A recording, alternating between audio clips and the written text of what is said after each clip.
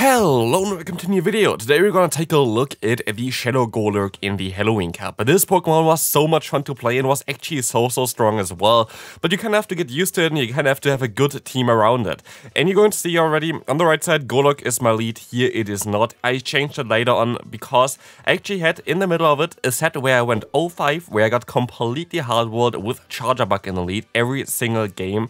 And so I decided to swap later on, which you're going to see then as well. I think I have only 2 battles with Charjabug in the lead here, just to showcase this variant, which does make more sense on paper, but is a little bit worse when I actually did those battles. So then I decided to swap out later on for Golurk in the lead, and you're going to see how much better this actually worked out, and how many teams were actually triple weak to Golurk. Why Golurk in general, which you can talk a little bit in the beginning here right now, as you're going to have like the team that I'm not going to continue running anyway. Golurk is going to be able to beat so many Pokemon in the current meta. If you take a look at the top 2 Pokemon in the meta, basically, it's going to be Toxapex as well as Carbink. Both of them are going to be weak against Golurk. Then you're going to have a lot of Poison-type Pokemon. You're going to have something like the Toxicroak. You're going to have Nidoqueen the entire time in the lead, which I encountered like literally 5 times back to back with the Charjabug in the lead, which I was just like, why? But basically, you're going to be able to beat them as well. So I would actually recommend you to run Golurk in the lead in general. Also, because you need shield for this Pokemon. And if you have it in the back and you don't have shields anymore, you're going to be screwed. Here we will be able to still win this first game here, so you can move on to the next one, which can show you a little bit more what I was facing. This was what I was basically always facing. Had the Nidoqueen there. We're going to have a Eradicate. And here again, this can actually be a very decent matchup for the Greninja. You need to hit basically a Hydro Cannon plus a Night Station in order to knock out the Eradicate from this range. But as you're going to see as well, something that's going to kind of impact the game as well. We're going to see that the opponent going to go for a charge move here, and they decide to go and get the debuff there. If they didn't get the debuff, most they would have just went for it and just went for the shield here and just tried to win this game by that. But no, I decided to just, okay, I'm going to take the energy. I can maybe use it later on with my Charjabug.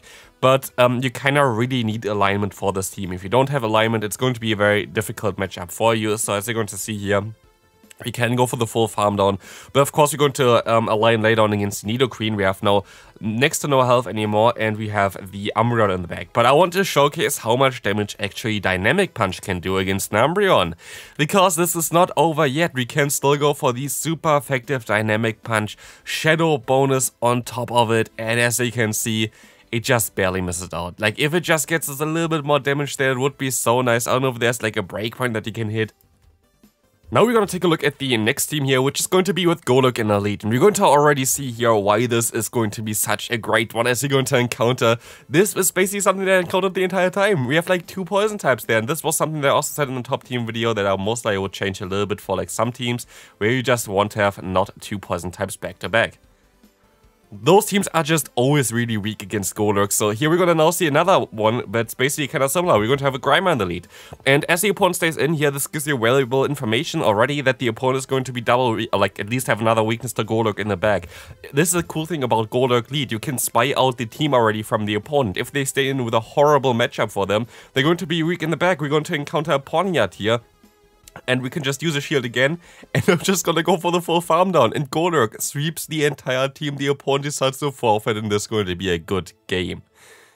Moving on now to the next game, we're going to encounter the Golbat in the lead. We can swap out now into our Greninja, which is going to be our main save-swap for this one, as the opponent catches the move onto their own Greninja. But we now basically are equal in energy. I will be able to have like a ton of damage advantage already, as I will be able to still go for a charge move here. Night Slash gonna get the shield, and honestly, I played Greninja in this team, I played Greninja in the last team that you most likely saw in my video as well. I got a total of a 1 above with Night Slash. I'm so below odds, and this is actually really important though to get Night Slash buffs with Greninja, because you were able to sweep a lot of games if you get this, but I just never really was able to get them, and I did like so many more Night Slashes than the odds. It was wild, but still, we are able to just align our Pokemon here. We're going to be able to now get our Charjabug onto the opponent. The opponent decides to forfeit. Moving on to the next opponent, let's take a look what they're going to run here. We're going to have the Greninja in the lead. So again, a horrible lead, as I decide to stay in for a little bit and swap out now into my own Greninja. This will allow me to lay down in a 2-shield scenario, have enough damage already with just 1 Hydro Cannon usually, but the opponent swaps perfectly into the Toxapex, us basically getting hardwalled here. And I can kind of say what I did with this lead here, basically. I played this team with the Golurk lead for 2 sets then and went 8-2, so very strong lineup. I'm now at like 2850 MMR, which is really amazing as well. So it's a really cool team to run here as we can go for another Night Slash, trying to get the knockout against the opponent there. But let's take a look at this. We're gonna not be able to do this sadly, and we're gonna be forced to go into our Charjabug, which will be able to take this Brine a little bit easier, as they're of course gonna go for the Brine, which would be super effective against the other Pokemon. We're going to have a very decent Pokemon for us in the back there, which is going to be the Jellicent, but sadly, it's a little bit of a trickier one. I'm going to decide to use a shield here, and they are running Bubble Beam. I did not see this one coming at all, and they can just go for the knockout here. I have to hope that I can somehow farm them down here, but it's not looking good. I'm predicting the Night Slash was my only way to win in this game, and sadly, yeah, the opponent's Greninja just had too much energy there, but it was still an interesting one. Here, next opponent, Toxicroak, did amazing for us. If they stay in, they're going to be double weak, and yes, they're staying in, so they're at least going to be double weak, if not triple weak to Golurk. It's like such a good insight towards the team already, just if the opponent stays in with such a horrible matchup. They're going to have Greninja here, so I'm okay to swap out. I'm totally fine with that. They're going to be weak against my Golurk in the back anyway, so I'm going to keep this one around, try to do some damage against the opponent's Greninja here, as it's going to allow me to get them low enough for Volt Switch maybe later on. But as you can see, the opponent goes for another charge move, but they decide to go for the Night Slash the entire time, which is fine for me as they're going to have a Carbink in the back. And this is basically exactly what I mean. You can read the teams so easily if you have like a positive lead with the Golurk. If they swap out, they're most likely going to have 2 Archaic answers in the back. If they stay in, they're going to have another weakness in the back, so you kind of want to keep your Golurk around. And as you can see, this works out like a charm, as we will be able to even go for another charge move here, just in case I need to go for another Exeter, which I don't think I have to, as I can just swap out here and farm them down. I can take a move, I can go for another move afterwards. The Hydro Cannon is coming through and the opponent is going to forfeit. Next opponent, let's take a look at what they are going to run here. They're going to have the Nidoqueen in the lead.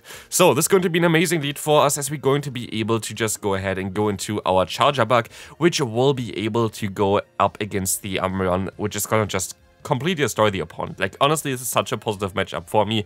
I will be able to just go ahead and go for the Exeter here, which is gonna do so much damage, enough to two-shot them from this range. I can take another move, especially with the Nidoqueen in the back.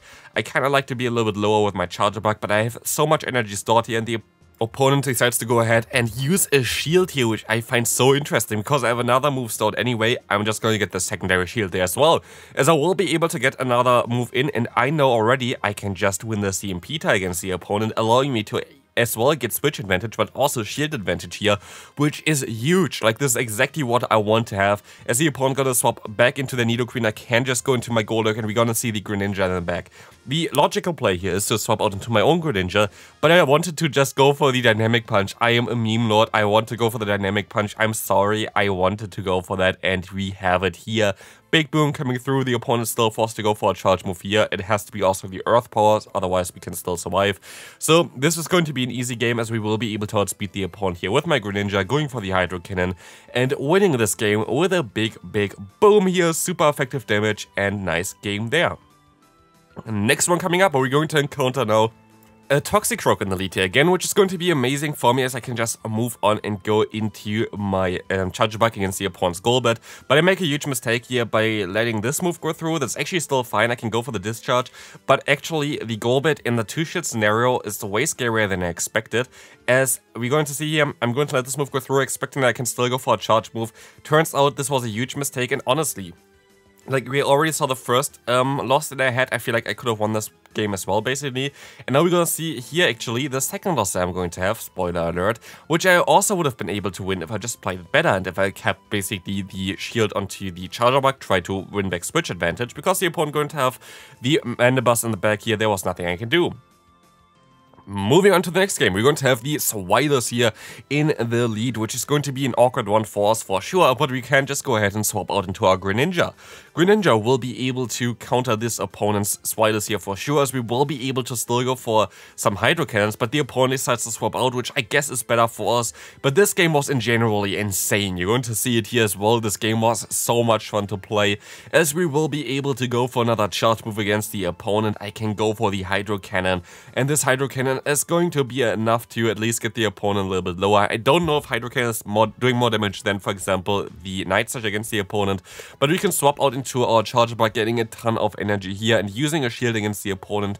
If this is a such wave, basically it would do so much damage, so we're going to use the shield, get a ton of energy, and the opponent makes a genius play here by swapping out into the Tentacruel, catching the move from me, but I will be able to still swap out into my Golurk, go for an own charge move here, hopefully gonna get the shield from the opponent, but we actually don't get the shield here, as the opponent's still going to be able to reach the Scald in time. So it's now down to the Charjabug, but the opponent still has 2 shields left, and I'm very low on my HP, as well as the opponent has Dragon Breath, one of the strongest fast moves in the game in terms of the damage, and as you can see here, it's going to be insanely close if my Charjabug is going to be able to pull through, and we will be able to still reach the next charge move with 1 HP left, and this is going to be it for this game, winning us this game in fashion.